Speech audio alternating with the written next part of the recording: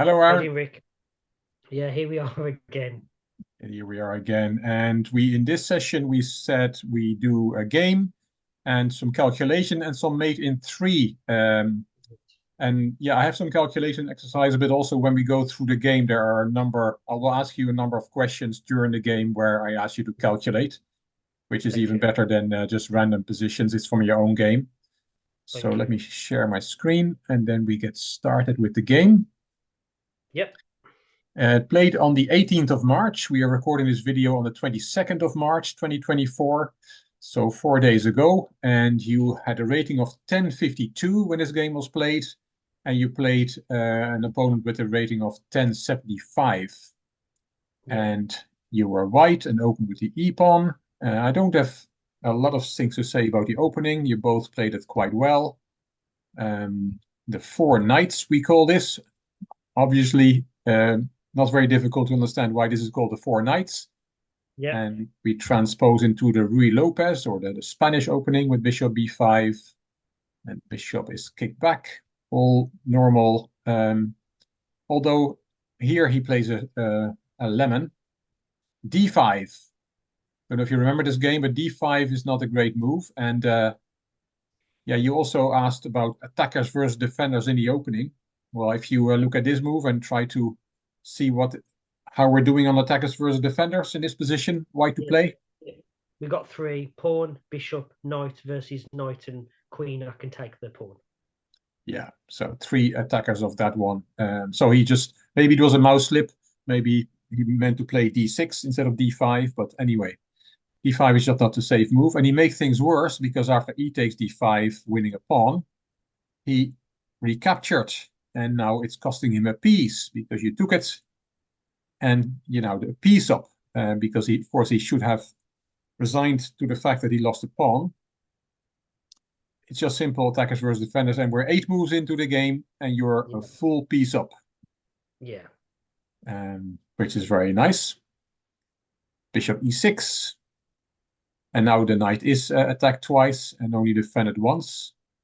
Yep. So you retreat the knight, which is a way to do it, and he swaps the bishop, and of course you take back towards the center. Yeah. And there's some positions where you don't take back towards the center, but here there's no reason why not. The rook on a1 Yeah. is already a bit happier. It might have something to do on the a file, and your a pawn has been promoted to a b pawn. Okay, they're doubled pawns, but it's still a nice pawn structure. Yeah. Bishop d6, both players castled. d3, queen f6, rook e1, and queen h6. And I drew a few arrows there. Of course, black is dreaming of checkmate on h2.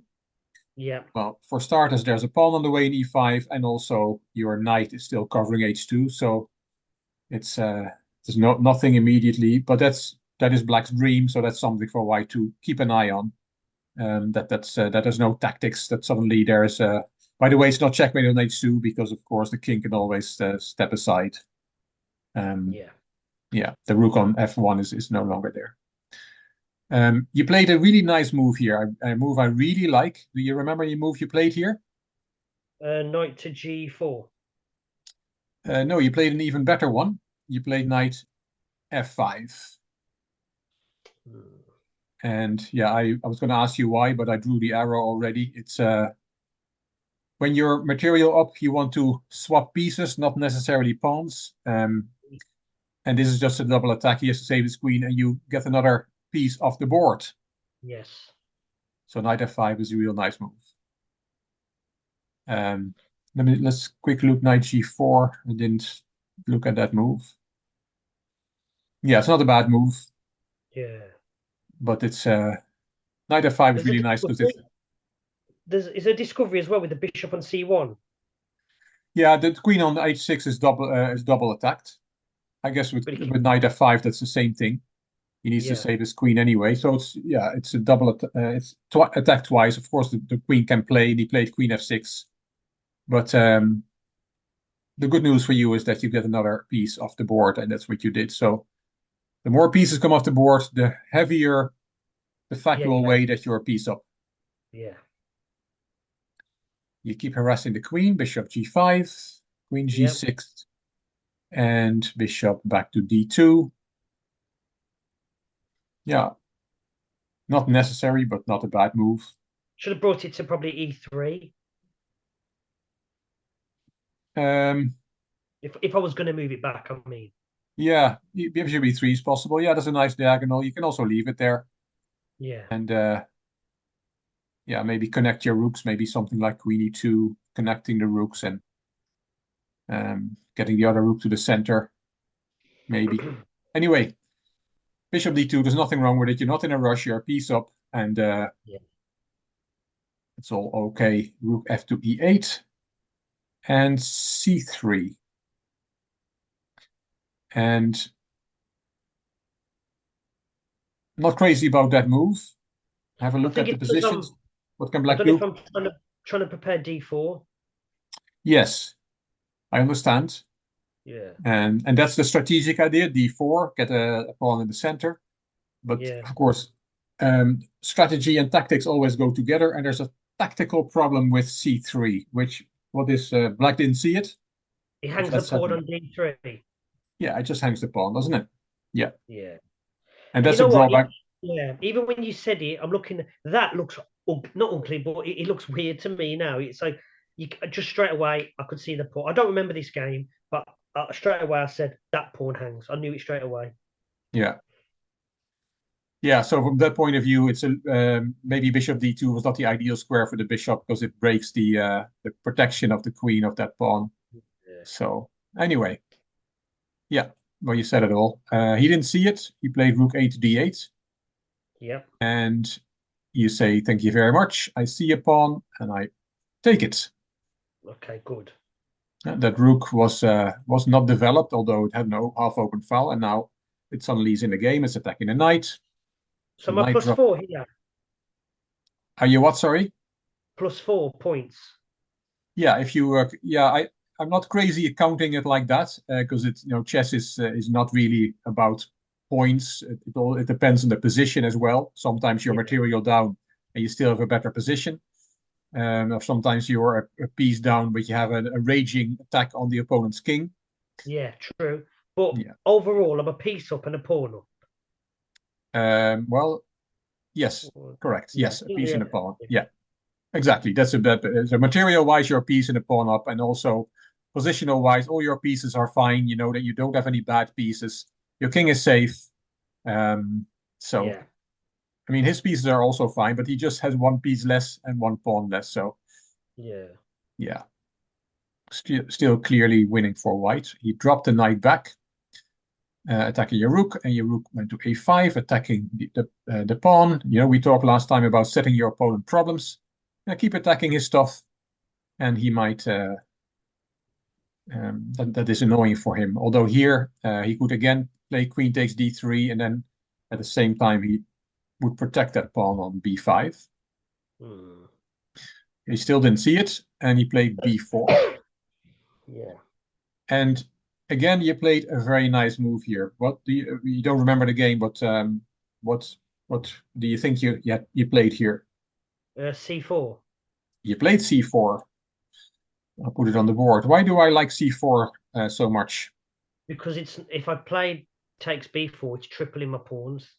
Yeah, exactly. So this is already an example where counting points is not is not the only thing, because yeah, taking on b4 wins another point, another pawn, but you get the Irish pawns, as they call them, triple pawns, and they are not, they're mostly not mostly very weak.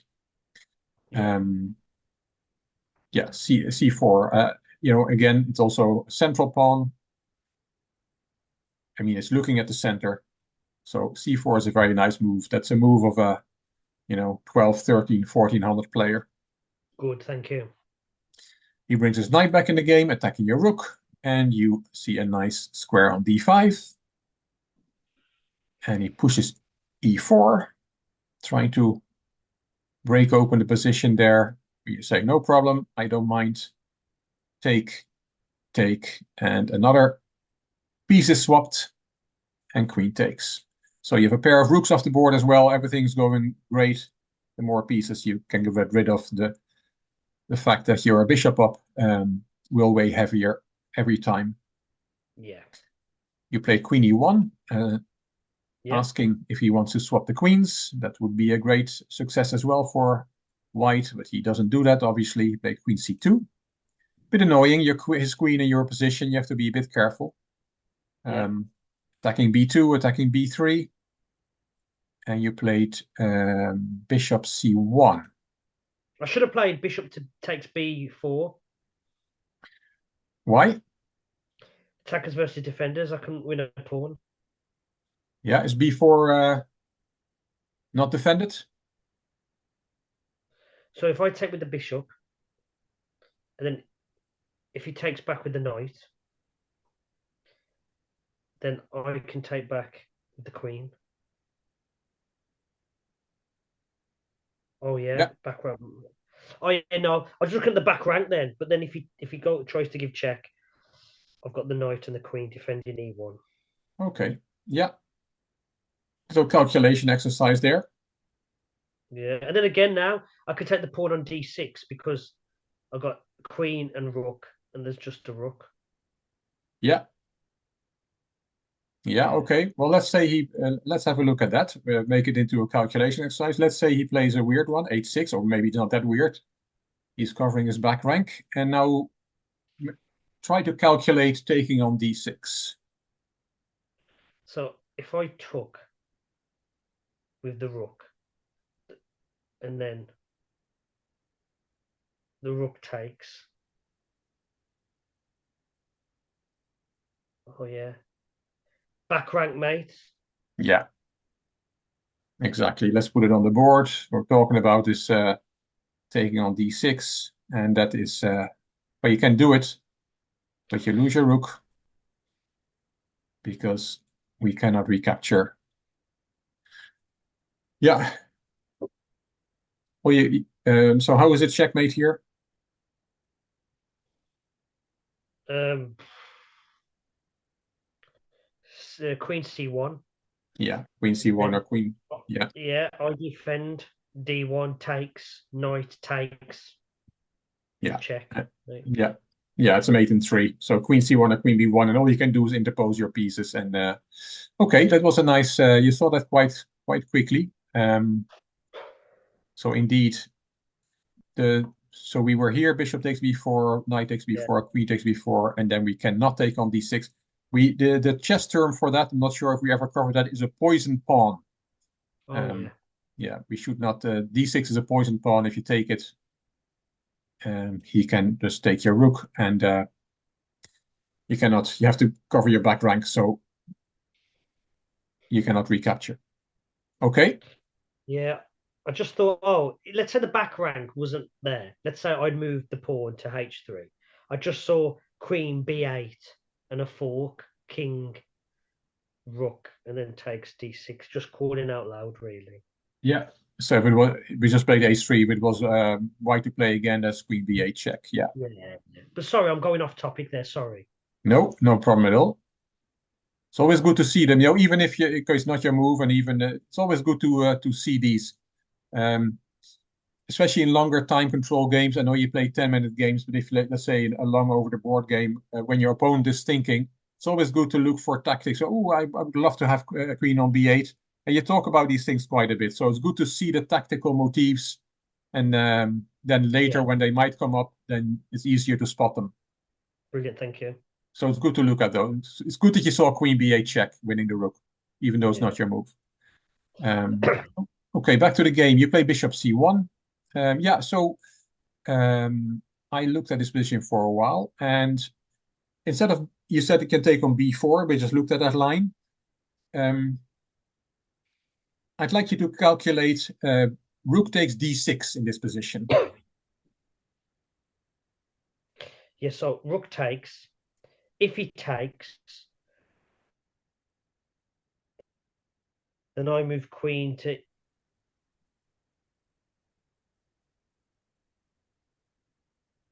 One, two, three. So take. If the rook takes, then I move queen to e8. Checkmate, isn't Yeah, he? yeah. So So you can take on d6 here, right? You can win a pawn. A pawn is not poisoned this time Yeah. because Is he there a cannot catch recapture. here? Say again? Is there a catch with the calculation there? No, Have I missed anything? Will I no. get Rook pulled? takes d6 is No. possible. Let's put it on the board. Rook takes Yeah. d6 is possible because it just wins a pawn. He cannot Yeah. he cannot take the rook because the back rank mate. So he just won another pawn. Yeah. So that was possible here. So there's more an attacking move than the bishop c1, which is a bit defensive, Yeah. protecting the b2 pawn. He can also now take the b3 pawn if he wants. But he decided to make heir for his king. h6 is always a wise thing to do. And Yeah. you did the same with h3. I guess you could also, if you want to make sure you don't lose the b3 pawn, what can you play here? What move would you play here to make sure you don't lose the b3 pawn? What's a good move? He took on B3. After you Uh, played h3, so you played h3, and then he took that unprotected pawn. And my question is, instead of h3, what can you play to preserve that pawn? What's a good move? Queen E3. Also protecting the bishop. Yeah, Queen e3 is a good move. The bishop is still protected. Yeah, that's definitely possible. I was thinking of Queen d1. Oops, Queen d1. Not Oh only yeah. protecting Yeah. b3, but also offering its way to queens. Yeah. And then from there attacking d6 once more. So anyway, Queen e3 is also possible. Okay, instead you made heir for the king, Yep. and he took on b3. So he took a pawn back. Um, and you played, now you played Queen d1, offering the queens, but that drops the c4 pawn. So he gets a few pawns, and now you played rook takes d6. Yeah. And do you remember what happened here? Maybe you can calculate it. Is rook takes d6 a good move or a bad move? Was that a poisoned pawn or not? Go I half a move back. take. So the calculation is rook takes d6, which you played. And my So question is yeah. it a good move? Does it win a pawn or is a pawn poisoned? Little I calculation take. exercise. He takes. I take. And he takes. So I take. Yeah. He take. I win a rook. Oh no, it's not because if I take and then he takes and then I take, he's won a rook. I've won a rook, but then he's won the bishop at the end. Yeah, the bishop is unprotected with check. Yeah. And the knight is about his check at the end, and also his knight is protected still by his queen.